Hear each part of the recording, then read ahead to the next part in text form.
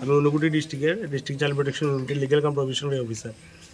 তো আজকে আমাদের ফটিকরায় পুলিশ স্টেশনে একটা জেনারেল ডায়েরি একটা অফিসার ইনচার্জের কাছে রাধানগর গ্রাম পঞ্চায়েতের কিছু সাধারণ মানুষগণ যারা সচেতন মানুষ, তারা একটা কমপ্লেন ফাইল করছে যে এখানে সুমন মালাকার একটা ছেলে লালজুরি গ্রাম পঞ্চায়েতে, সে এখানে একটা 13 বছরের একটা বালিকা মেয়েরে উঠায় নিয়ে আইছে, বিয়া টিয়া করিয়া বলতে তারা এখানে বিয়া করছে বা করছে না সেটা কোনো এস্টাবলিশ আমরা করতে পারছি না।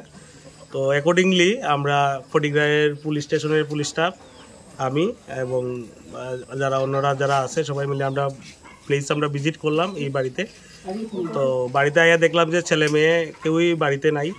তারা মানে খবর কোনো না কোনোভাবে গ্রামে যখন আমরা সার্চিং করছিলাম তখন খবর পাইছে তারা বাড়ির থেকে গেছে গিয়া। তো অ্যাকর্ডিংলি এখানের লোকাল যে অনেক কিছু কথাবার্তা তার লগে হয়েছে, ডাটা আমরা কালেক্ট করছি।